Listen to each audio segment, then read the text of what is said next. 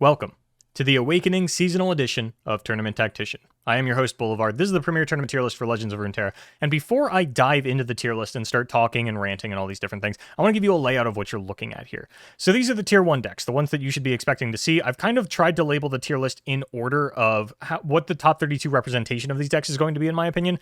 TF Nami, obviously going to be the number 1 deck going into top 32. I don't think anyone has any questions about that.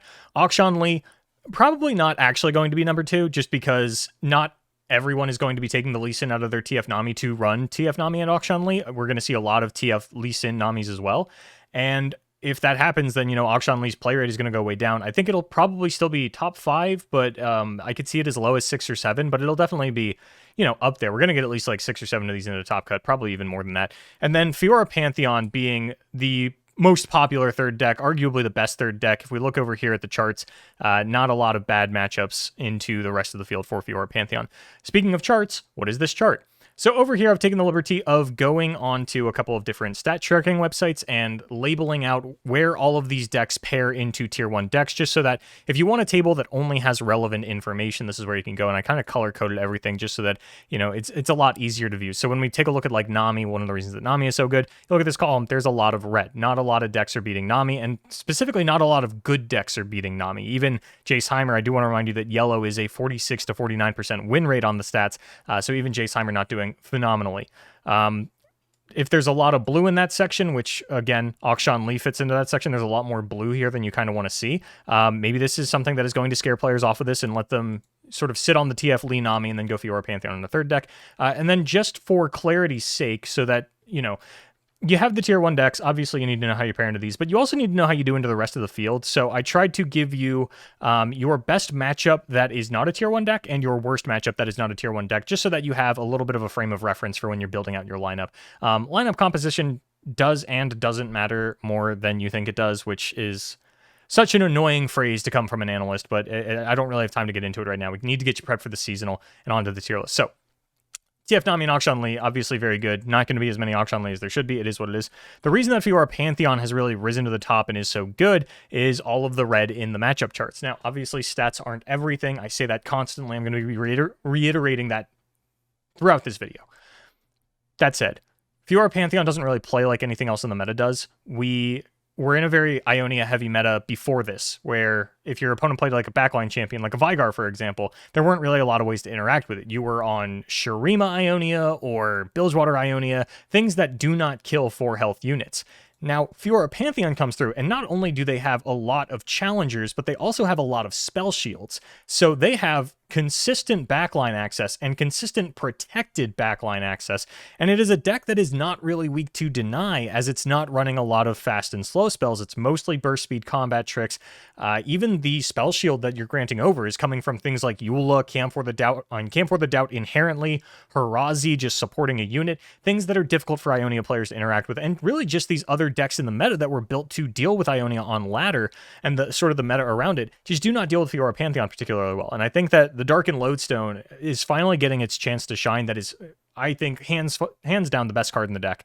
And very excited to see Fiora Pantheon play this weekend. But down into tier 2, these are sort of the decks that I expect to be rounding out the top 5, top 6, top 7, whatever. And these are all perfectly fine options as your third deck if you do want to go TF Nami and Akshan Lee Sin. But of course, if you do just want to pump all of your power into your Nami, you still want to run the TF Nami League, because you know that over the course of 9 rounds, you are going to run into players that are not banning your Nami. You don't want to handicap it too hard and end up actually picking up losses on it, especially to players that don't respect the deck.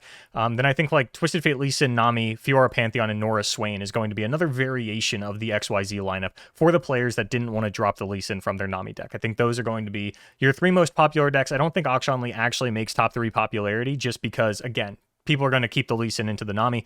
So TF Nami, Fiora Pantheon, Nora Swain, those are what I expect to be the top 3 decks, the field that you are going to be playing into most often. Now, Nora Swain. Personally, I'm not that big on it. When Nora Veigar came out, it was sort of these two independent engines, right? The Nora engine and the Vygar engine have absolutely no overlap. Vygar is not summoning any units, Nora is not buffing up your darkness in any way. What they had in common, though, was this overlap of wanting to play a control deck, and they are both self-contained engines. Nora doesn't need a supplementary champion in order to succeed. All you're really losing out on is like Heimerdinger turbo leveling her, but there are enough portal generators in the deck for that to work out on your own. And by playing the Nora package instead of Darkness, I think really the only thing you're missing out on is like Dark Bulb Acolyte and Senna, and you could have put Dark Bulb Acolytes in this deck if you wanted to, but all you really cared about was sticking the Vygar because, again, we were in a meta where things did not deal with the backline very well. One of the problems with Nora Shadow Isle going into this seasonal is that Fiora Pantheon makes it very difficult to play decks like this, where it's like, okay, yeah, nobody has an answer for my Vygar on turn 4, and then I throw down a Fiora and I just challenge it, right? You can go ahead and try to Vengeance it, maybe I'll have a Spell Shield for it, all that kind of stuff. But the point that I'm getting at here is that Swain is not as self-contained of an engine as Vygar is. And again, you have the overlap of both of these decks wanting to play control, but the Swain package is not adding anything to the Nora package. And the Nora package, again, not adding anything to the Swain package. Sure, you get Pokey Stick, but is that really helping your Swain level? No. You're really relying on drawing Ravenous Flocks in order to level your Swain in a deck like this, which normally I'd be very critical of, but it turns out that the Swain package is just so good that it doesn't matter. Now, maybe some people are of a higher opinion of this than I am, but it just kind of is what it is for me. This is a deck that I am not big on. If you were going through Tier 1 and Tier 2 with me and you were like, hey, what would you not bring? I think Nora Swain is just absolutely not something that I personally would be bringing into this seasonal. Now, I don't think Twisted Fate Swain is necessarily better. I'm sure there is a Swain deck, but none of the ones that we currently have impress me. So if you do have like a secret Swain deck that you've been working on, that you've been testing with, I believe in you, is kind of what I'm getting at here. Now, getting down to Spooky Karma, I ran into a few issues because I always say the stats aren't everything. I'm going to say it a few times throughout this video. And the timeline for Spooky Karma seems to have been 4LW makes the deck, good players hop on the deck, win rate inflates, everyone sees that, everyone else hops on the deck, and now the stats are tanked to what you would expect them to be for Spooky Karma. This is a difficult deck. It is not built for open environments. It is built for narrow environments. Spooky Karma has always performed infinitely better in tournament than it has on ladder. So I'm calling bullshit on the stats on this one. Especially because I had to go all the way down to Plunder to find a good matchup for this deck. That doesn't feel right. Like, Plunder is really not on my radar for the most part. It's one of the only decks that has a losing matchup into all three top decks, and honestly wasn't doing great into a lot of the Tier 2 decks that I have otherwise. But Spooky Karma is just a solid deck. And yeah, you would struggle a little bit, I can imagine, with like Nora Shadow Isle, things that have Aloof Travelers and Minimorph, so maybe even Nora Swain. It really comes down to Spooky Karma, like, destroys the Swain half of the deck and probably doesn't do very well against the Nora half of the deck. It's also understandable that you don't do very well against Fiora Pantheon because there are so many spell shields in that list. So yeah, maybe Spooky Karma is not your ideal Swiss deck. Maybe it's more of a top 32 deck, and that I could absolutely see depending on sort of what adaptations we expect to see players come out with in order to take on either targeting Nami in the top cut, targeting Lee Sin in the top cut, any number of things that you want to do. Because there are actually quite a few decks that have good matchups into Lee Sin, but that is something that I think we'll see more of in top cut. Now, as far as Spooky Karma in general, I think you personally, yeah, I'm actually just talking to you individually. You have a pretty good idea of whether or not you want to bring Spooky Karma. Is this a deck that meshes with your playstyle? Do you feel like you beat the stats out here and you can actually go toe-to-toe with these Nora decks, specifically the Swain variants? Can you beat Jace Heimer? And can you beat things like, that's kind of where things get tricky, right? Is like we have the TF Nami, the Akshan Lee, Fiora Pantheon, Nora Swain, Jace Heimer, Spooky Karma. These are decks that we're going to be seeing at least 5+ of in the top cut. From there, everything gets a little bit trickier. Like, we're probably going to have Plunder, but how many? I don't think we're going to see an insane amount of any of these other decks. I think we do have a very homogenized top 5, like we usually do, where I could see any and all of these being 5 or 10+ into top cut, and then everything else falling off a cliff down to like 4 or 5 for the representation. So yeah, maybe Spooky Karma isn't doing as well as you want it to in the open rounds, but I don't want you to look at the stats and get discouraged off of a deck that you have been practicing and succeeding with. So Spooky Karma players, run it. Just run it, baby. Now, as for Jaceheimer, this one has flown under a couple of players' radars. It started to have a resurgence in tournament, not so much on ladder. I think it's starting to finally get up there on ladder, but this is absolutely something that the Americas specifically is going to be on. We just like this deck. And again, it is something that is running Vengeance and Aloof Travelers. It's going to deal with the Swains very effectively. It goes wide to deal with the sort of random Demacia decks that you might run into, because if you are looking down here for like good matchups, people that come equipped to hard target Nami, I don't recommend it, but people will do it. They're probably going to be on Tarek Poppy and Scouts, and these are things that will probably run over your Spooky Karma deck. So if you want a safer control option for the Swiss portion, you want something that can go a little bit more board focused, and I think Jaceheimer's really going to offer that to you. It's really just a solid deck, a proactive strategy that can also play with the removal tools that you need out of a control deck in this meta. And ultimately, I think Jaceheimer's just in a better spot than maybe everyone is giving it credit for. Not everyone. That's not the right way to phrase that. I think it's like slightly underrated. I think most people know about it, and those that don't, now you know. But I definitely think Jaceheimer is something that should be on your radar if you maybe are apprehensive about Spooky Karma, like you've been testing with it, and it's like it's going okay, but not as well as you want it to. You still got a few days. I would pivot to the Jaceheimer and kind of see how that feels for you. And here's where we get. This might be the hottest take I've ever put on a seasonal tier list. And I know you've been staring at this since the second this video started. Let me talk you through this real quick, all right? Yasuo Katarina has very good stats into the meta that you expect to see. The 5 to 6 decks that you actually expect to see, Yasuo Katarina is doing very well against, with the exception sort of the Nora decks. You might not do very well against Nora Swain, but Yasuo Katarina is one of the better decks that we've seen against Fiora Pantheon, which I fully expect to see a lot of, and then again, doing very well into Akshan Lee Sin. So if you are expecting just a lot of TF Nami, Akshan Lee, and Fiora Pantheon, Yasuo Katarina actually looks like a very appealing option. Now, not only are the stats really pushing Yasuo Katarina, but I have absolutely hated every list of this that I've seen. I went on Runeterra AR and I went, wow, this list looks like dog shit. And then I went to the next one. I'm like, wow, this one looks fucking worse. How did they manage that? So the fact that these, in my opinion, suboptimal Katarina Yasuo lists, I say, as someone who has never played a single game of Katarina Yasuo, just to be totally transparent with you, but I feel like I can recognize good cards and bad cards. And a lot of the, like, there's just a lot of things in these that we had in very early iterations of Yasuo Katarina that we have since cut. And now people have just put them back in. And I don't know if this is the fact that only Yasuo Katarina purists are running the deck on ladder right now, or maybe the meta has shifted and those cards are better. But you can go on Runeterra AR, look at some of the lists. I have a sample list here for you as well. But I definitely think that there is something there with Yasuo Katarina. I think that this might be something that this very well could be something that the good players are on, all right? Like the Mastering Runeterra team, for example. Like, let's say that, you know, in the background in their secret group chat, the Illuminati are all like, oh yeah, Yasuo Katarina, we're all running it this weekend, right? We're busting it out.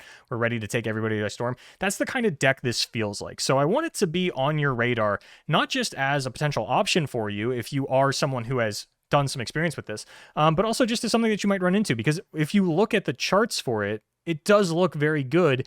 And while I called bullshit on the Spooky Karma stats, I'm not really calling bullshit on the Yasuo Katarina stats. Everything here makes sense to me. When you tell me that it does very well into Akshan Lee Sin, yeah, I get that. It makes sense, right? This is a deck that is full on stun and recall against a deck with a very singular win condition. Same thing with Fiora and Pantheon. There's a lot of spell shield, and Katarina helps with that, not only because Blade's Edge is great for popping spell shields randomly, but also Katarina and Windswept Hillock will go through a spell shield. It doesn't use the stack. It will stun the unit immediately.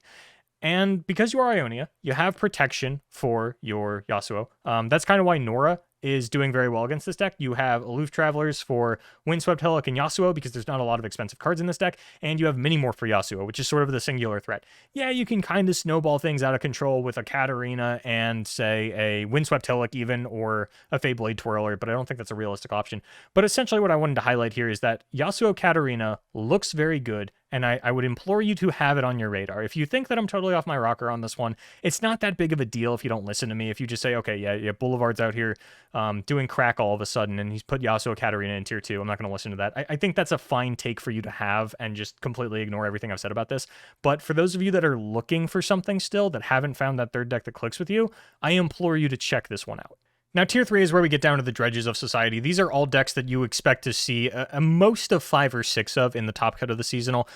These you're going to get like 10, maybe even 15 plus Probably not Akshan Lee Sin. These you're all going to get 10 plus, not Yasuo Katarina. That's my hot take. But these you're probably going to get like 10 plus, maybe not Jaceheimer, maybe not Spooky Karma. These might be close to 10, but not quite break that cusp. And then these will all be like 5 or 6-ish, maybe even some one-offs. So Victor Lee is for people that want to run Akshan Lee, but don't like Akshan, or maybe have their Akshan committed elsewhere. The Infinite Combo, Sivir Akshan, there's any number of Akshan decks that you could be running. There weren't a lot of stats on it, so I really can't speak too much on this deck. It has won a tournament already this patch, but that was before... That was pretty early on in the patch, is the point I'm getting at here. We didn't have Nora Swain. We didn't really have Spooky Karma. Jaceheimer hadn't come back onto the map. So I think Victor Lee, any information that you have on it is pretty outdated, so run this one at your own risk. Plunder, it surprised everyone by taking over ladder for a hot minute there, but as time goes on, it just gets continuously worse. Like, it's for the good matchup, I had to put Akshan Pantheon, which is really only on the tier list because it beats Fiora Pantheon. Again, this is where someone else's Akshan could be, right? You want to go like Victor Lee, Akshan Pantheon, and TF Nami. Maybe that's a lineup. Someone will probably top with that. I'm going to sound like a genius when they do. So Plunder's bad into everything on the top end, and when we even look at what it's doing in tier 2, it's not really beating anything there. I cannot recommend bringing Plunder, but people will still bring it. Gwen Sejuani has quietly been like a 53 to 55% win rate deck really since the release of the Darkin saga, and has always just kind of sat at a very low play rate, always doing very well. It's more or less a typical standard mid-range overwhelm deck, you know, very reminiscent to Renekton and Sejuani that we had way back in the day. Does very well into the Nora Shadow Isle decks, not really doing anything crazy here into the best decks. It does do very well into Akshan Lee Sin, which, again, probably not something that you want to be picking on just because you don't know if players are going to even have this open to an option as them, because they might keep the Lee Sin in the TF Nami. I'm not really expecting a lot of people to run this, but it is something that I want you to be aware of because it has very quietly been a very solid deck for most of the meta. Again, not doing very well into Nora Swain, which continues to make it a little bit less of an unappealing option. Red Gwen, this is what 4LW used to win the Mastering Runeterra $1,000 tournament. Obviously not doing very well into Akshan Lee or Fiora Pantheon. Doing very well into Spooky Karma, but honestly, because the stats on Spooky Karma are so skewed, a lot of these decks say that they're doing very well into Spooky Karma. Red Gwen, I would believe it, though. There's really not a lot of board presence here. And not doing very well into... I actually couldn't find anything. Red Gwen's matchup charts actually look pretty good. I think a lot of people have forgotten about this deck, and I was looking at a lot of charts that looked like Fiora Pantheon. This is definitely something that you want to be aware of. It's the only deck that I have labeled as aggro on the tier list, and like, it's not a true aggro deck, but it's probably as close as you're going to get and feel good about. I know there's been some buzz around Annie Jin over the last couple of days, but Annie Jin has been nerfed and wasn't really doing anything before it got nerfed, so I don't know why it would now. I don't think it really does crazy things into Fiora Pantheon and Nora Swain and TF Nami and all these things. Poppy Rally, this is something players have been talking about for a long time heading into the seasonal as sort of the spike deck, the second scouts, something that can just come in and beat TF Nami. So if you're on a anti-TF Nami plan, I imagine you're on Poppy Rally, but outside of that, I don't really see a good reason to be. And if you want to be on Fiora Pantheon and Lulu Poppy, because this is taking up your Demacia Targon region, Lulu Poppy, unfortunately, no stats on it for this season, for this patch rather, so the charts on it are completely gone and non-existent. TF Swain, if for some reason you want to play this instead of Nora Swain, I strongly compel you not to. This is one of those decks where we kind of have to trust the charts because it is a relatively easy deck to play, and it's been very popular on ladder. A lot of people have been experimenting with this, so we have a lot of data. Yeah, you notice how I put tier 4 for the very good into? There is not a single deck on this tier list that TF Swain is good into. I had to go down to the random shit. You do very well against Leona Galio, in case you were wondering what that matchup's like for anybody. Spoiler alert, everybody's very good into Leona Galio. Speaking of Leona, though, a lot of these decks were very good into whatever the Leona Demacia deck. I don't even remember what it is that people are playing right now. Leona Aesol, I think it was. So Leona Aesol Demacia, very bad into everything on the tier list to the point where I actually took it off the tier list. So I would not recommend running that. But because TF Swain is so popular on ladder, I felt like I had to personally look you in the eye and recommend you not play this fucking deck. Darkness. Doing very well into Nora Swain, not so well into Poppy Tarek, but I think that's fine. You're not going to run into a lot of Poppy Tarek. They're really only here to beat TF Nami. The deck's not doing a whole lot into other things. Darkness, though, is still an option. As long as Nora SI is an option, I think Darkness is going to be an option as well, because it's not really the Nora package that is doing the heavy lifting in some of these matchups. It is just the fact that you run Aloof Travelers and Minimorph, and that is something that Darkness is capable of doing. Now, you don't do very well into Fiora Pantheon, which is a bit of a bummer. You do okay into Lee Sin. Again, anything that is fair or poor, I think you could kind of flop either way based on player skill. I think you can easily swing things 5 percentage points. And I'm not going to recommend Darkness. I like it more than I like any of the Nora SI decks. And maybe you want to run a Nora SI deck. Like, maybe you really like Vygar Nora, but you also really like Swain Nora. That's kind of the only area where I would expect someone to want to play Darkness. Just kind of is what it is. Akshan Pantheon is on here because it beats Fiora Pantheon. And I don't really know how or why. You are Demacia, or you are Shurima Targon, which means that you don't really have a lot of interaction to pop the spell shield to get through the Fiora, which maybe that matters and maybe it doesn't, right? Maybe you are just going larger than the Fiora and the Pantheon can handle through the use of the weapon, the 1-mana landmark that gives you the +4/+4 or +3/+3 weapon, whatever it is. And maybe you're just going larger than the Fiora and the Pantheon can manage, and that's how you're doing it. I thought Quicksand was an option, but again, I don't think you really have reliable ways to pop spell shield outside of Quicksand, so I don't really know what it's doing there. But if you are just looking to target the Fiora Pantheon and you've got a lot of reps on Akshan Pantheon, maybe this can fit into a soft target lineup. It doesn't necessarily have to be a hard target lineup. And again, you are actually doing very well into all variants of Swain. So I really don't hate Akshan Pantheon as an option, because I do think Fiora Pantheon and Nora Swain are going to be pretty popular decks, and apparently you are beating both of them. So another kind of sleeper pick that we have available here. Scouts, again, you do well into these slow Ionia decks, but the number of those has dwindled severely. If we still had Ezreal Kennen in the meta, then I think you'd see a lot more Scouts and Poppy Taric popping up. But because that third Ionia deck has been removed from the meta, because the second Ionia deck is kind of merged with the first one, you're just really not getting as many of the good matchups for these decks as you kind of were previously. And Scouts are actually so unpopular on ladder that I could not find significant data on any other matchups for them outside of the big three. And even here, Akshan Lee, not a lot of data to really confidently say that you're great into it. But based on what I know of Lee Sin decks and Scouts, I'm confident to say that, yeah, you're great into it. And then Nora Shadow Isle has kind of just fallen off a cliff. The nerfs to Hate Spike were not kind to you. You didn't suffer as much as Nasus did, which has completely removed itself from the equation entirely. I'd be surprised, or rather, I wouldn't be surprised if we got 0 Nasus in Top Cut. I wouldn't be like super surprised if we got some. It's the same thing with Viego, right? Viego also just caught some nerfs individually to the champion outside of just Hate Spike. But Shadow Isle control seems to be shifting more back into things like Spooky Karma and Jaceheimer. And Jaceheimer, historically, not playing that many Shadow Isle cards for a long time. It was actually even just Vile Feast and Vengeance. The lists that I've seen now are back on things like Piercing Darkness. But ultimately, Nora SI, you kind of got to be someone that's a purist and really wanted to run this in the seasonal to take this over Nora Swain. And like, you could run Nora SI and TF Swain in the lineup, but I feel like you are just significantly handicapping yourself by doing that instead of just running Nora Swain and then a better deck than either of these. But again, people have their preferences. Maybe you really like TF Swain and Nora SI. You're getting ready to DM me on Twitter about how much you hate me for shit talking to these decks. And yeah, I don't care. But that is the meta as a whole sort of broken down. Now, TF Nami obviously going to be the most popular deck. Is it going to break 20? It's hard to say. It's always hard to say if a most popular deck is going to break 20. Like Kai'Sa did, Winding Light didn't, Pantheon didn't, Aphelios didn't. TF Nami, I'm feeling a solid 17 to 18. Akshan Lee, again, I don't know how many people are going to be on TF Nami Lee and how many are just going to be on TF Nami. So this one is like, this is just a deck that is kind of the wild card here, because I think like TF Nami number 1, Fiora Pantheon number 2, Nora Swain number 3, Jaceheimer number 4, Spooky Karma number 5.